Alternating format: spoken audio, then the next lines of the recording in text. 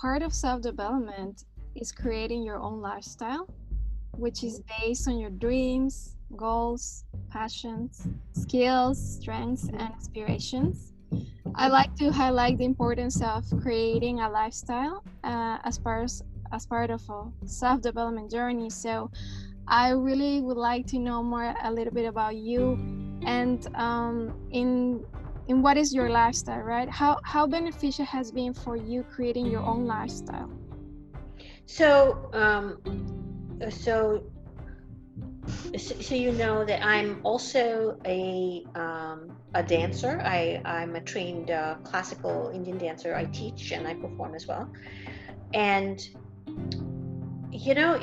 I think it's something that people have to figure out on their own. When you're younger, your parents, will tell you, okay, you should do like this, you should do like that. And you're like, okay, so they have your best interest at heart, right? So you follow with them.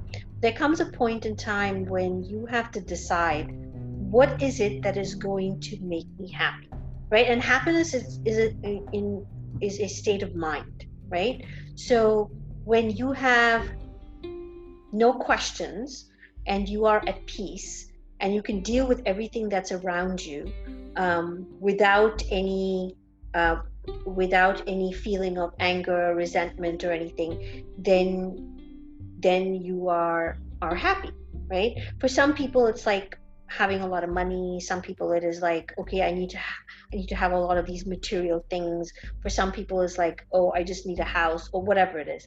But for me it is more about uh, gaining more knowledge and being influential. So if I can make a difference in somebody else's life, um, I think I have done, or I'm doing something that is making me happy, right?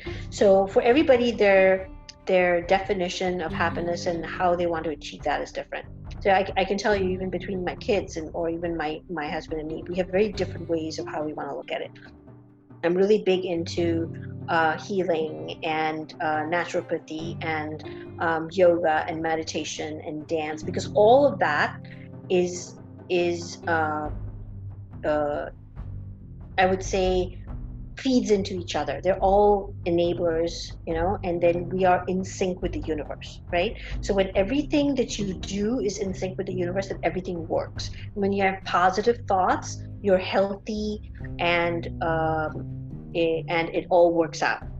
When you have anger and resentment, all the lower emotions, uh, then things don't work, and you're angry and you're upset. And when other people say stuff, also you're upset. But when you deal with a with an emotion, or if you deal with everything with love and compassion, which are considered the higher emotions, you would be surprised at how much you can achieve.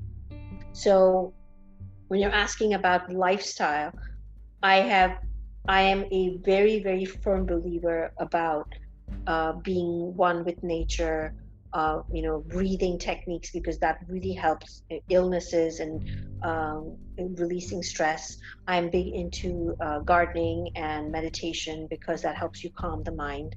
I'm, every time you have conflict within yourself, you just have to ask yourself, because you will get the answer from within. So it sounds very like you're right, or well, you sound like, yeah, you know what, you just sound like a or whatever. It's just easy to say.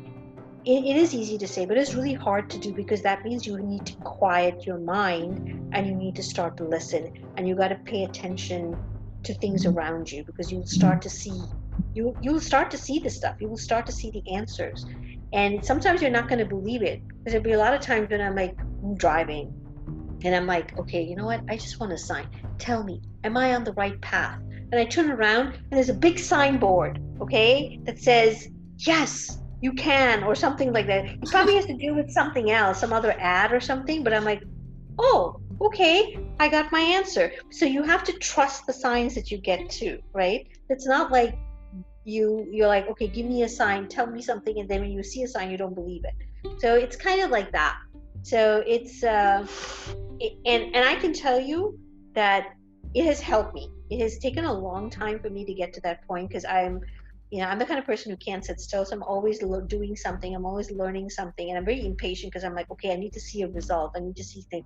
But then I've realized you're trying to hurry, do things quickly, quickly doesn't help. Sometimes you have to stop and just wait and breathe and look, and then it comes, and then you see the impact, and you're like, oh my God, now I know what that means, if that makes sense. And I also noticed that other people are not going to believe you. Other people don't. They're not going to agree with you, and then you realize that that's not your problem, because when they are ready, they will see it. And it's Is not that not their experience. Everybody has his own experience, right? So right? it's just Right. a way of respecting what they choose for themselves, and maybe sharing what you have been experiencing when it's good. So show them, but not try to preach them, right? Telling them Right. what to do, because at the end there is free will, but Mm-hmm. also there is some responsibility on our parts to find our own happiness. And indeed, happiness for you, it's different from somebody else's. So Mm-hmm. yeah, it's a very, very good point. So what do you think is the best part of your lifestyle? I think the fact that I have access to the different, um, like knowing pranic healing, or knowing the mantras, knowing the teachers who teach, right? So my dance, for example, my dance teacher, she just turned 80 years old. Okay, and so whenever I have a problem or anything, it's usually, if I dance, I can figure the answer comes to me. It's because when you dance, what happens is um, the energy in your body is like all your chakras line up, and the negativity kind of goes away, and your mind is in a state that you can accept the knowledge or accept the answer, right? So for me, the best part is the ability to ask the question, and I have somebody I can go to that will give me an answer, or at least guide me in that way. So I feel very, very fortunate that I have a guru that I can go to, like a dance teacher who can teach me this art form, because this art form is like 5,000 years old. So to have access to that, I feel very fortunate that I have, like, my example, my mother, who can teach me like the mantras that are like 5,000 years old. These are such powerful intonations that when you chant it, it actually goes out into the universe, and it stays in the universe.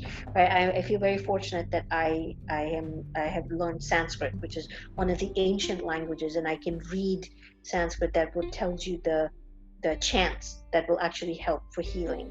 So I just feel blessed that I have the ability and the access to that kind of information, because I don't think most people either have it, know it, or even understand it. I think it's a matter of choice too. You might have access to that, but you might not be interested because you're not ready for that. Or Exactly. maybe you are not ready yet to explore farther. Some people get a bit scared because they don't Hmm. understand.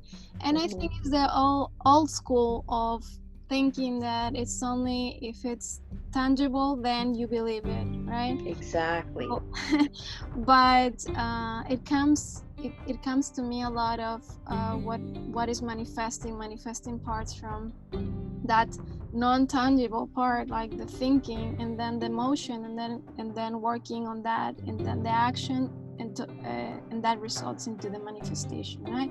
Oh yes. Oh yes. Actually, Yes. you're talking about the mantras and the tantras, all of that. And yesterday I was watching a very nice film about Kala Chakra ritual. So Hmm. yeah, and so I was very interested to know. This is of course Buddhism, 100%, and this is very ancient practice that now it's available, and access, the public in general have access to this. So Hmm. I see how this has changed, that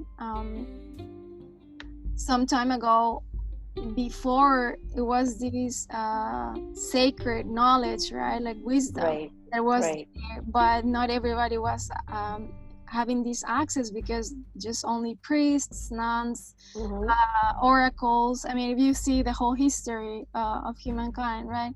And mm-hmm. now it's more, it's just there. It's just you can Right. access to that. So there is no justification of not um, working on your personal development, which is also part of what is exploring your spirituality, among others. Right. So in fact, I can tell you because I come from a family that is, they're all scholars and temple and tradition and everything. And even though, so when you come from a Brahmin family, like in India, where the rituals and learning all of this is part of your growing up, a lot of people don't use it because they're like, oh my God, I have to learn all this stuff. It's such a waste of time.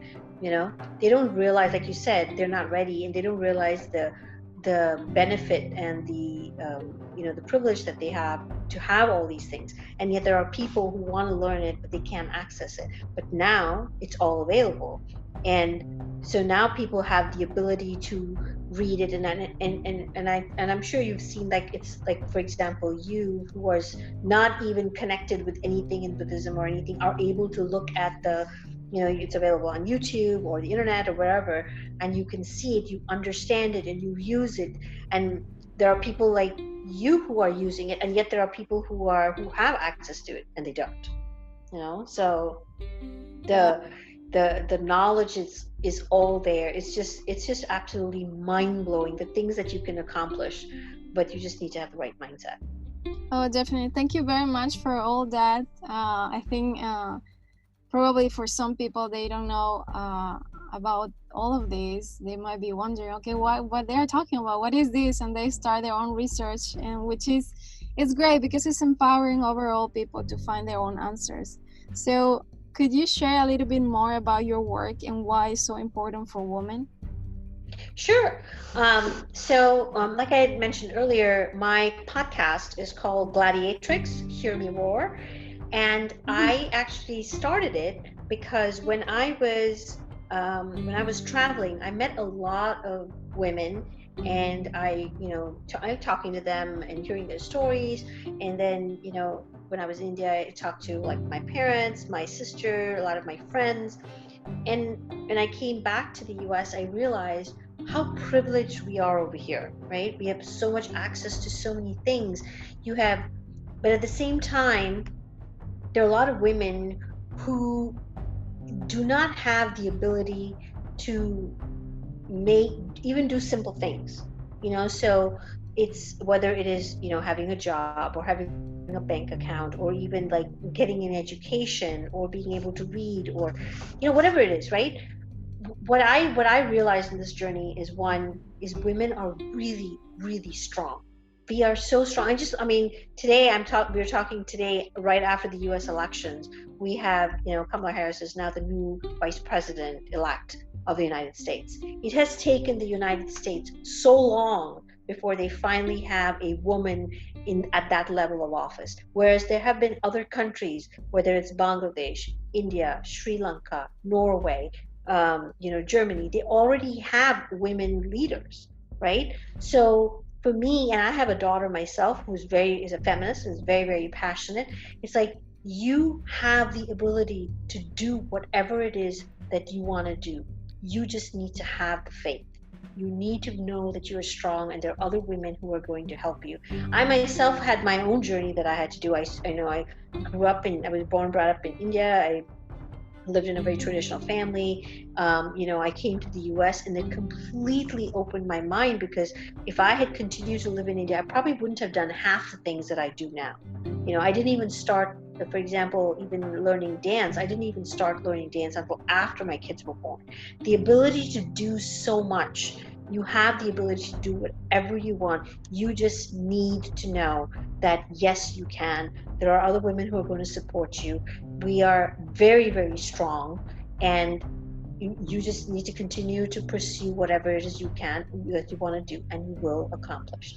So I think that is the most important thing, because that is why one of my passions, or one of my, as part of my podcast, is the ability to talk, or what I want to do is talk to every single woman, or one woman from at least one woman from every country in the world.